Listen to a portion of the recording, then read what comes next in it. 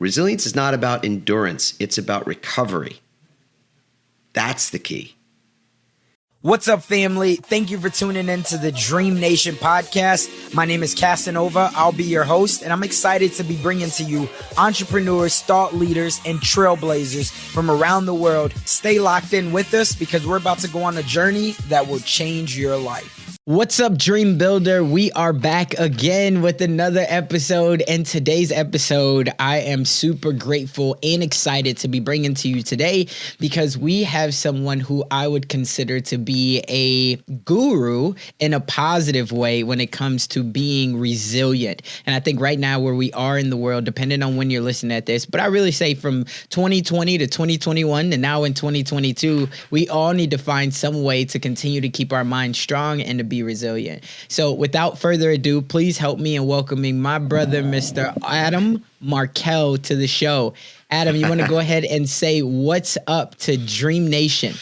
What's up, DreamNation? Awesome, man. I'm so happy to be here, Casanova.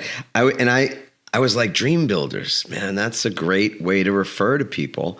And I'm curious, I wonder if the people who are listening to this in part of your community, if they consider themselves dream builders. I'm putting it out there.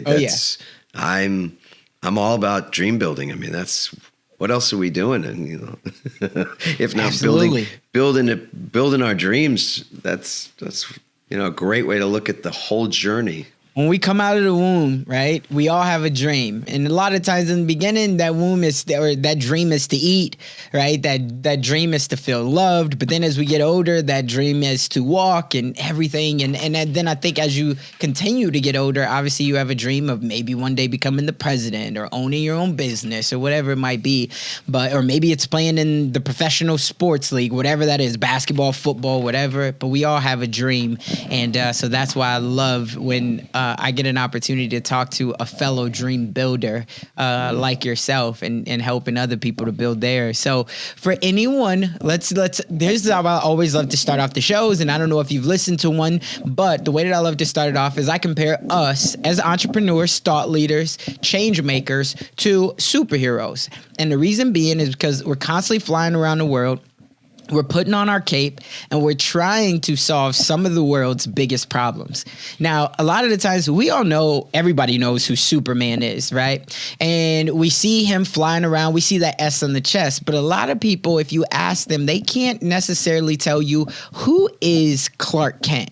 Right? Who's the guys behind the scenes? And so I always love to phrase that to the guests that come on the show. And I want to say, everybody sees Adam Markel on the stages, the TEDx, the books, the everything. But when there's no cameras on, when that cape's not on flying around the world, tell us, who is your Clark Kent?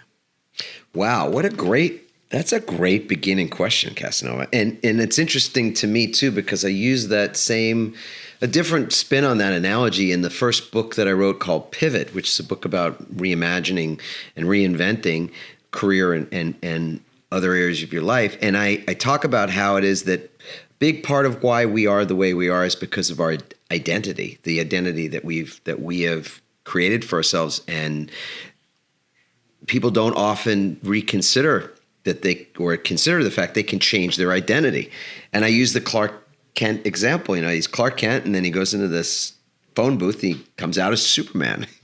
So for me, when I was reinventing my career, part of the story goes, I was a lawyer at the time. I was 18 years veteran of the legal profession, and I was miserable for a lot of that time. And it got to a few inflection points. Like one particular inflection point was me ending up in the hospital with all the signs of a heart attack happening.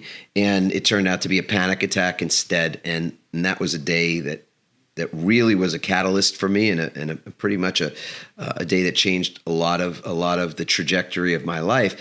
But I hadn't considered at that point that I could be anything other than what I was. My identity was as a lawyer. That was my Clark Kent. I was a guy who went to law school, passed the bar exams, developed a business, had clients, and had plenty of money. If being unhappy was part of that, then that was it. Like, what could I do about it? That's part of the identity. It's like saying Clark Kent you can't wear your glasses anymore. It's like, no, man, I can't see. I got to put my glasses on. But once he goes into that phone booth, he, comes out, he's the guy with S on his chest. So I just absolutely love that. I mean, for me, the me who's not wearing that, the cape, I suppose, is really not different. I mean, you can ask my kids, ask my wife, ask people who are our friends and stuff. I'm really the same person, which is pretty annoying to people around me, I think, in some ways, because I am a person that's constantly trying to see and not trying to see, seeing where any situation I'm involved in is somehow net positive to me, net positive to others and to me and maybe even to the world. And I'm not a Pollyanna guy. I'm not a half like a blindly optimistic person. I was a lawyer for 18 years. I was a litigator. I'm a pragmatic, practical person. I know the things that work. And when I've discovered something that is a rule of thumb that works, then when I deviate from what I know works, I receive pain. I get suffering in exchange for breaking the rules. And I know the rule is we could start here. The rule is clear as day that my thoughts will, especially the thoughts I entertain and dwell upon, and the thoughts that I have some feeling around, some passion for, that those thoughts that I entertain and dwell upon, they will produce things in my life. They will create things in my life. So if my thoughts are in a place that will routinely take me into what's missing or what's wrong with what I'm lacking, I will create lack. If I'm looking for what's lacking in another person that I'm in relationship with, then I'll find what's lacking in that person. I will create the lack in that relationship. Whereas if my thoughts are different than that, where I'm seeing what's actually additive in any situation, meaning the blessing, the thing to be grateful for, the thing that's going to be positive, the thing that's going to produce learning, even if I don't know exactly what those things are, that's exactly what I end up manifesting. And I have a recent little challenge that I could share with you to sort of bring that to life. But so does it mean that I don't have crap thoughts? No. Does it mean that I don't get angry or frustrated or when I'm not taking care of myself that I am without the energy to be patient with myself or be patient with other people? No. I'm a highly imperfect and fallible person, but I know the rules. So I'm also good at recognizing that when crap is showing up, it's because I've broken the rules, and then I go back to following the rules. So yeah. That's me in real life. It's me talking to you on the show, but that's me in real life as well, which I actually think is a pretty, I don't often like pat myself on the back, but that's, and it shouldn't be, it's not a patting on the back. It's just that it makes sense. If it didn't make sense, I promise you, I wouldn't do it. Oh yeah. What comes to my mind is the law of attraction, right? Your thoughts become things, right? And you can turn whatever that thought is into a reality. So it's better. It takes the same amount of energy, right, to think a negative thought and produce negative results as it does to flip the script and think a positive thought to, produce a positive result. So I completely agree with that. Let me ask, was this always the case for you that you knew the rules, or at what point, because you talked about when you were unhappy as an attorney, did then you really start to seek the wisdom, the internal wisdom of why am I unhappy? Or did you always know it? You just chose not to listen or chose not to execute internally in the beginning. But then when you did choose to start executing is when you decided to make this pivot or career switch. Yeah, I didn't know. And because if I had known and I had ignored it, then there'd be another conversation to be had. Maybe I knew it intuitively. I think there's a lot that we know that we don't recognize. There's a lot that we know that we've forgotten, and then we have to remember, and there's all that kind of thing too. But I'll say I was ignorant. I was just unconscious. And when we raise our consciousness, it's miraculous. That a miracle is nothing more than a changing, can be as little as it changes consciousness, but that's not a little thing either. It's a big thing. It's not just, parting the seas and walking on water. It's like the way that you can create a new insight and then be changed because of that insight is a miracle, because we're so tied to our habits. We're such creatures of habit. So, the thing you said earlier about it, the law of attraction, I just want to say that for me, even when I, years and years ago, saw The Secret and read Rhonda Byrne's book, and it was revolutionary and still is for a lot of folks, I also didn't know what to do with it. So it was a change of awareness, which was a fundamental miracle by itself, but then what to do with it was kind of missing for me. So I say this because it's a daily vigilance. It's daily practice. Like you imagine anything that you could be great at, masterful at, whether it's putting a basketball, through a hoop the way Michael Jordan did it and supposedly, made 1,000 shots a day, whether that's, the exact number or not, it's not the point. You commit to mastery of something like that. It involves tremendous amounts of practice and performance. You want to have a great body. You want to have great relationships. You want to have great relationships with kids. You want to have great money, relationship with money, et cetera. It's going to take practice. It's going to take vigilance. You want to think rightly. To me, you want to think rightly. You have to practice every single day. I mean, the book that I've just recently, and literally 2 days ago, hit the shelves, this book, Change Proof. In many ways, this is a book about what we're discussing, because for so many people, especially in the midst of a pandemic that we're living through that's seemingly never ending, at least in terms of the uncertainty, it's never ending. And people are exhausted. That the organizations and individuals that I get to speak to regularly are exhausted and anxious, feeling tremendous anxiety. So yeah, I ended up in the hospital having a panic attack brought on by that anxiety. I think there's a lot of people who are on the verge of that, on the verge of just feeling either burned out or needing to take a trip to the emergency room because they can't handle the uncertainty. This is a book about how to deal with, not just deal with, but leverage and utilize uncertainty to your advantage. And at its inception, the first domino in that discussion is really what we're discussing now, which is how do you see it? How do you see change? You could see answer that. How do you see it? Well, I mean, I ask audiences this. I did yesterday, just in a virtual talk where I asked them, how do you guys see change? Or typically, and often it's that it's going to be hard, that it's going to cause issues in my life, that it'll be it's an annoyance, it's an inconvenience, it's scary, it's threatening, it's it's a whole host of things that if those are the things you're expecting out of it, again, based on the theory you and I are talking about, philosophically speaking, there's a good chance you're going to manifest exactly what your intention is there. What you're anticipating is what you will receive from it. And it's the analogy in the book. So start out this book with a story that I first told on a TED stage about a time when I was a lifeguard at a place in New York called Jones Beach. And it's an Atlantic Ocean beach, and a lot of people from the city of New York would come out, especially Saturday or Sunday. Buses would come out to that particular field. We get 100,000 people, Casanova. Can you imagine? 100,000 people on a half a mile spit of sand.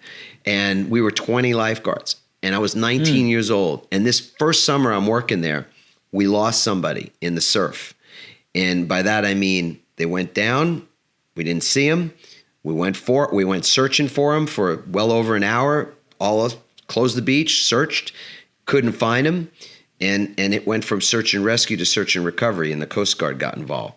So that's the way things started for me on that beach. Did they ever find him? Yeah, they did, and it was and he was not alive. So, and I got firsthand look at what grief and loss and mourning and just pain. I mean, to his mother and father. He's a kid who was in his 20s, so his parents probably were in their 40s, and see them holding each other on the beach. It was, it's devastating. Right. And obviously, we're talking in a time when people have seen that regularly, right? For 2+ years, we've been watching people die whether it's through the pandemic or it's because of issues involving social justice or injustice. I mean, we've just been witnessing, we've been through a time where we're witnessing a great deal of death. And even just as you and I talked before the show started, there's been an invasion in Ukraine and there's a war going on and people are going to die. People probably already died at this point. Yeah. And that's just devastating.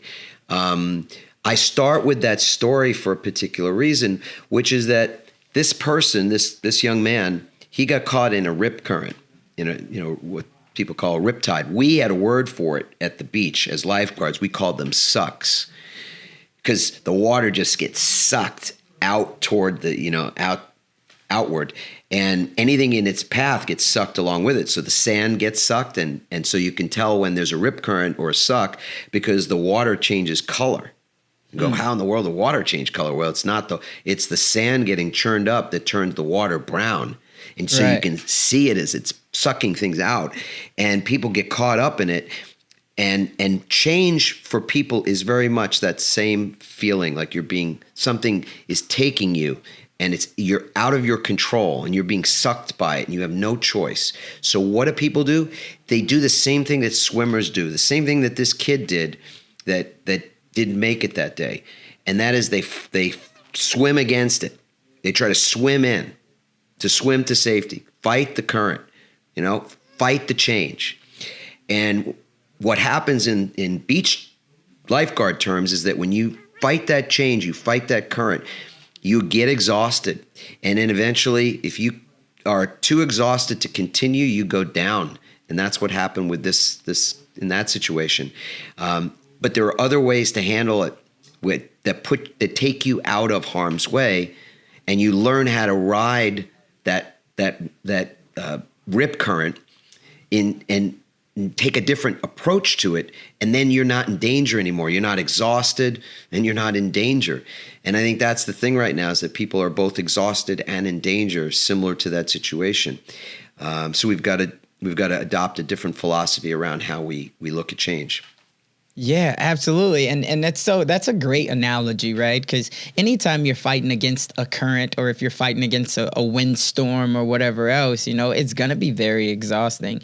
But how do you so for somebody that says, okay, I get that analogy, but for me to turn around and just allow it to take me, right? I don't know what's on the other side of this. How can I be comfortable with putting my back to it and allowing myself to go with this change or whatever type of current that this is?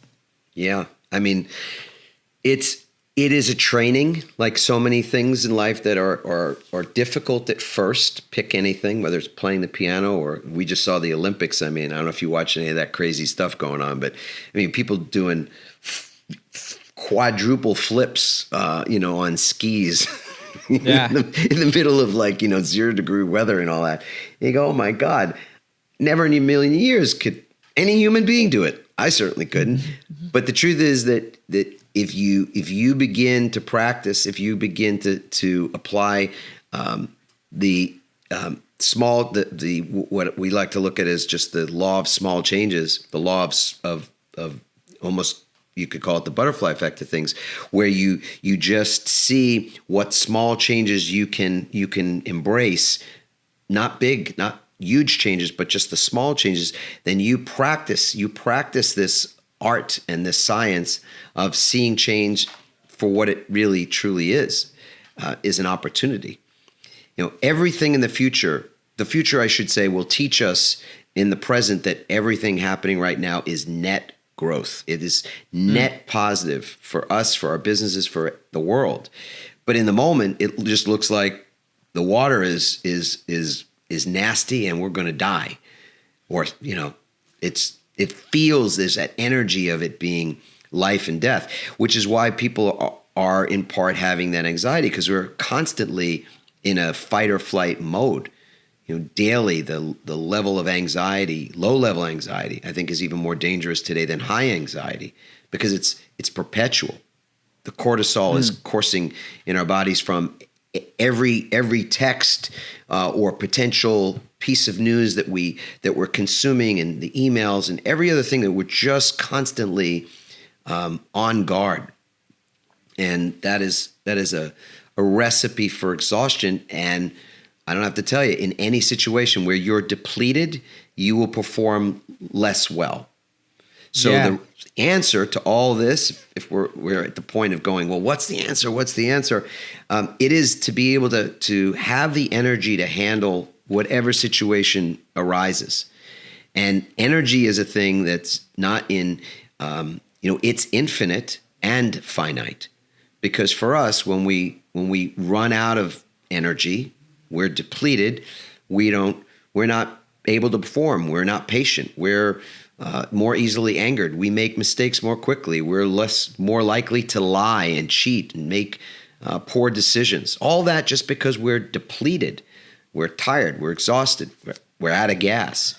But when we're filled up, when our energy reserves are really at maximum capacity, there's almost nothing that we're not capable of dealing with, handling, and even succeeding at.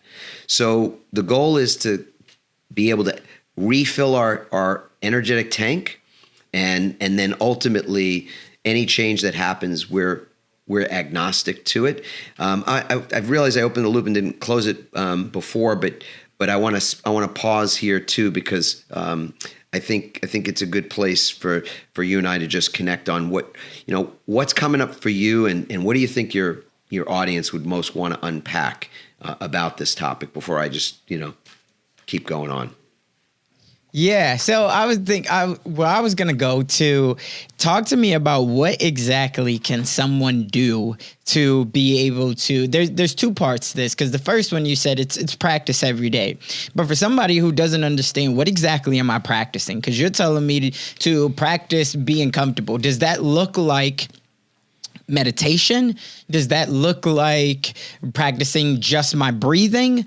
Does that look like reading every day? What exactly is the techniques that I should be looking at practicing so I can be more comfortable with this current, is the first part.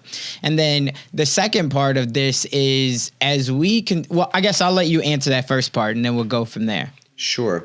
So we first have to start by not practicing the wrong things. So resilience, so Change Proof is the title, but the subtitle is Leveraging the Power of Uncertainty to Build Long-Term Resilience. So that's the through line of this book. How do we build long-term resilience? We don't build long-term resilience by practicing the wrong things. And the things that people practice that are not serving them, let's say, are trying to outrun or outlast the things that are causing them stress. So people trying to hang in there through the pandemic, trying to outlast it, outrun it, whatever. It doesn't work, because it ultimately will lead us to the same place. I mean, there are people who are exhausted at present who've been the kind that could just run and run and run endlessly, just no matter what would happen, they just keep going and going. And even those people are at a state of depletion, because this is a race that has no end. The fact that the pandemic started out and we thought, or for some people thought, hey, it'll be over in 3 months. Then it was 6 months, and 9 months, and a year, and then it's a year and a half, and it's 2 years plus, and it's this variant and that variant, and it's this thing and it's that thing. But the uncertainty hasn't cleared up. It's been a prolonged period of disruption and uncertainty, and you cannot endure that. There's no model where it's practicing endurance, meaning like Rocky Balboa, Rocky's thing, which is great I love the movie. I love all of the movies, and it's a great Hollywood, concept, is this guy can keep taking the punch. Like every single time he gets hit, he gets back up. He keeps going forward. And that's the model of resilience that people try to practice, and that's the one that causes them the most harm in the end. We've been researching resilience. Myself and our team have been researching resilience for several years. This book is actually built out of the study of 3,000 leaders, people that are leading teams of other people, leading organizations, leading themselves globally. Everything from Fortune 50 companies to those that are just getting started. 3,000 assessments of leaders. And we found that resilience is not about endurance. It's about recovery. That's the key. The endurance model is the thing that you practice. When people practice that, that leads to the wrong direction. This is not about bouncing back. This is about bouncing forward. To bounce forward, we need to be resilient in the present because the changes are just going to keep coming. And they're just going to keep coming at greater velocity, I believe, and frequency. So to learn from the future, we have to know that our best approach to the future, planning for the future, leveraging the future, is to be resilient in the present. You build your resilience now before you're going to need it next. And that's all about ritualizing recovery. Got it. There's a lot to unpack there, because as I hear this, I think I can again, there's a lot of people that's thinking, okay, let's use this pandemic for example, right? I've gotten hit hard. I've maybe lost my mom, my dad, maybe, some friends during this pandemic, and I lost my job during this pandemic. I'm trying to figure out how do I do the freelancer thing, and there's just a lot going on. So I've continued to get punched in the face. So what exactly are you telling me to do then? You're telling me to just think that there's better days ahead? Because you said, hey, don't focus on keep getting punched in the face. Right. Or I guess let me ask, what are you telling me to do if that is my scenario? Yeah. Thank you. And I'm really glad that you asked it the way you did, because those are things that are there. That is real suffering. That is real loss and pain. And so I am never, ever saying that that's something you should ignore or minimize in terms of the process of grieving those losses and feeling what you feel about them. This is about what you are doing in the moment to moment throughout your day, vigilantly throughout your day, so that the next time the punch comes in the form of whatever it looks like, you're better able to utilize that moment, not be set off or set back by that moment. And so, business disruptions are opportunities in disguise. Most people don't know how to use that or do that. So that's why I say that's opportunistic. I don't think it's opportunistic when a person in your life dies. That's different. But how you work with that, how do you get the benefit out of that for yourself, for your growth, as well as for the process of honoring that person and appropriately grieving in a way that is honors that loss and honors that person. That's not something you do without having prepared for it ahead of time, is what I'm saying. Most people, when they're caught off guard in those moments, they're brought to their knees. And when one after another, one of those losses or one of those disruptions after another comes, as it has been the case for so many people, it really can wipe you out. It can lead to the kind of your being lost. I can't explain the loss of life. There are things that are well beyond my pay grade. I have faith and I believe in other spiritual things about those concepts, but ultimately we're here and our moment to make something of our lives and to glorify our own being, our own existence, is now. It's in this present moment. None of us go back and change what happened a minute ago. We can't live in reaction to whatever is happening in the world and in other people's lives. We have our own life to live that hopefully is positive to the people around us. You want to remove hate from the world? Stop being a hateful person. You don't like the anger that we're hearing everywhere? Stop being such an angry person. You don't like the way people are judged unfairly? Stop judging people unfairly. I know that's going to be confronting for some people. So be it. That's how we do it. You can't change anybody else. Not your brother, not your sister, your mother, your father. Certainly not people that are living, over in Eastern Europe. But you can change how you approach today and the kind of human being that you are in the world. That's what you can do.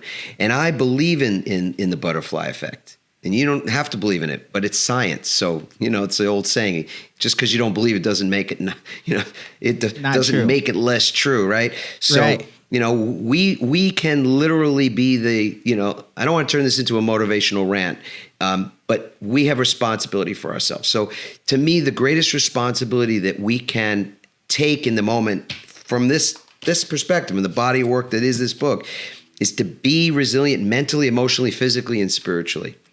And if you work on being resilient in that way, you're going to show up able to help other people. Like I told you the story of that we lost this guy, and it was devastating to see that loss, but it was devastating for us as a lifeguard crew. And so the captain of our crew group got us all together, and he gave us quite a talking to about what we were there to do, which was to make sure that nobody ever went down in our water again, ever. He said something like, you make the save or you die trying. I mean, that's like a really intense thing to say. And we were all young lifeguards. But I'll tell you what, I worked there when I was going through law school. I was a teacher, middle school English teacher for a while. For 7 additional summers, I worked at that beach. We never lost anybody again. Nobody ever went down in our water again.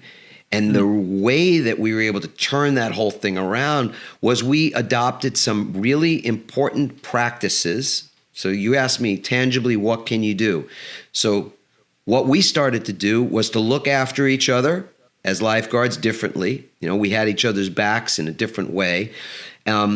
We would work an hour in the lifeguard stand, and then we would have an hour when we were not in the stand. Now, on big days, like days when the water was really raging and there was 100,000 people there, the down hour, the hour we weren't in the stand, we would be taking a break behind the stand. We'd have an umbrella, we'd eat our lunch, we'd take a nap, we'd read a book, those days when it was huge. When the weather was, the water wasn't as ominous, we would be able to leave the stand and we'd go take a walk if we wanted. We'd go into the lifeguard shack and lift weights, eat our lunch, whatever it was. That was our time to recover, so that when we were called back up into the stand to look at the water for an hour and get in the water and save people who were drowning and avoid those situations by being alert and making, self-disrupting the situation before the change occurred. Like we would see these sucks start to form, these rip currents start to form on the beach. And people don't realize this, but they move. Depending on the way the currents are, they move. They'll be here 1 minute, and then 10 minutes later, they're going to be over there. So when we would see those things forming and changing, we would move people around with our whistles. In fact, I've got my old lifeguard whistle literally right here. Like this whistle. You just go like this. We'd be getting the attention of another lifeguard. And then two of those toots would be that we're getting in the water to save somebody. 3 would mean that we're, somebody's missing. We don't, just like that day. That's the only time I heard 3 whistles in 7 years was that day. But 2 whistles was routine. We're constantly in and out of the water, man. That's exhausting. How on earth could 20 lifeguards have an impeccable record after that? Was that we would do this thing we call a toggle, or we didn't call it then. I refer to it now as a toggling, back and forth like a light switch between being on and being off. And that's what we can do right now to gain our resilience mentally in our minds. You asked about meditation, about quiet stillness. You do that because it's an opportunity to give your mind some break, some time, some downtime. And that means that when you've opened your eyes and you're not meditating, you're back to the world that you live in, you can think better. Your critical thinking, your ability to manage stress is different. That's mentally. Emotionally, we hang on to a lot of stuff. What's your process each day to let go of that stuff? What's your process to handle your emotions in the moment? So many people, their process is to ignore it. Right. Wait till I have a beer in my hand later on, right? Wait till I get home and I can give my dog a nudge with my foot. I mean, that's the approach, so we can do it differently. Physically, what are you doing each and every day at various intervals? Like I was a swimmer in college. We call it interval training for a reason. We'd sprint and then we'd rest, and we'd sprint and then we'd rest. It's the same thing. What are you doing? What are you baking into your day to create that interval training for yourself physically and even spiritually so that you're ready for anything? Like if you were going to run and, have an Olympic race to perform in, you would make sure you had good sleep the night before. You'd be drinking water. Your thoughts would be right. You'd be present. Yeah. I would agree. I would definitely agree. Let me ask you, you've had a lot of success, right? And many of the things that you've done. But if there was one thing you could look back on, and I used to always ask if you could change, but a lot of people said they wouldn't change anything because it's made them who they are, which, I kind of call a little bit of BS on that because I think we would all go back and change something, right? Like me, I would change losing my mom. But anyway, I've learned to phrase this in a different way. And so now the question that I always pose is, if there was one thing that you wish that you would have implemented sooner to accelerate your path and your journey and your dream to where you are today, what would that one thing be? That really is a great framing. Yeah, beautiful, Casanova.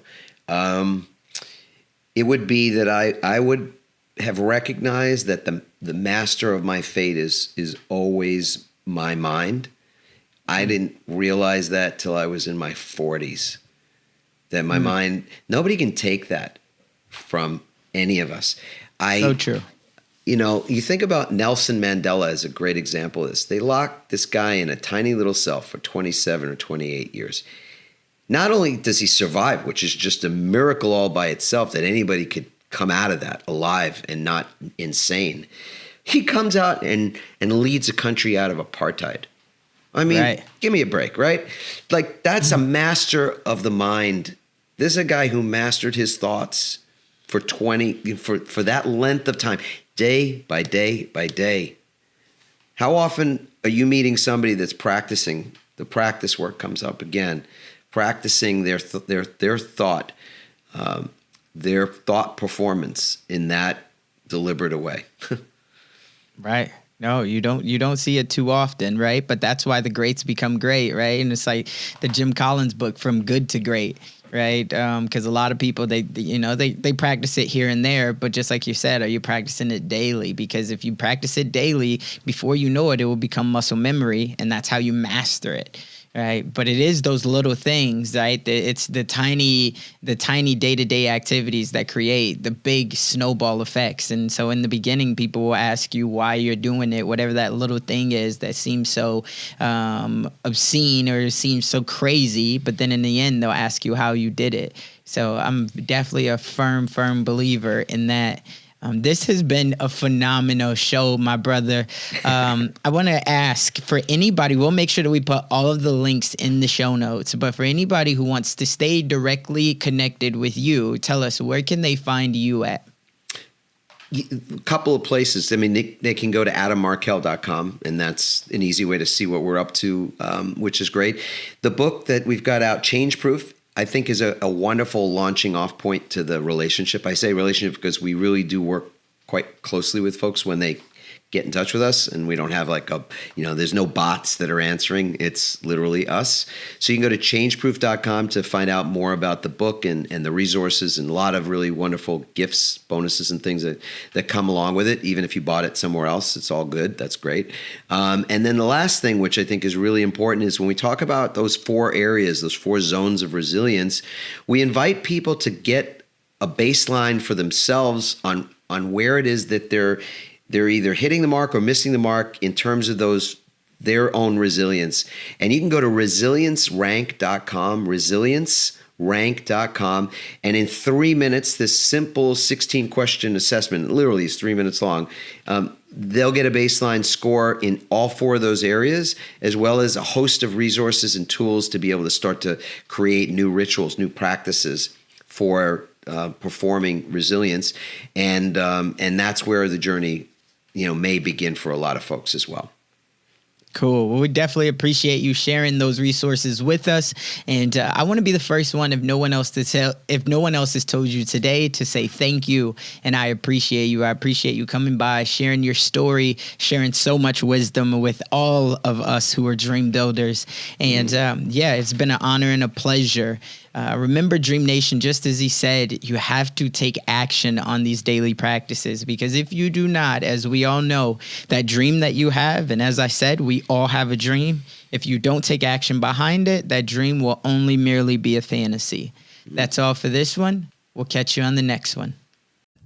That's all we got for this episode. Thank you for sticking around. That truly means a lot to me, and hopefully that means that we delivered massive value on this one.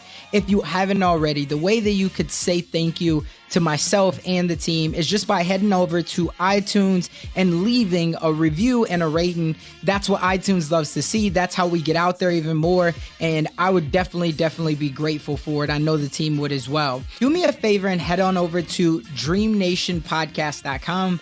That's where you're going to be able to find all of the resources that we talked about in today's episode, as well as more exclusive content. And you'll also be able to sign up to our email list where we have more exclusive content. And we always love to hear the feedback from you all because you're our tribe. So remember, in the dream we trust, we'll see you on the flip side.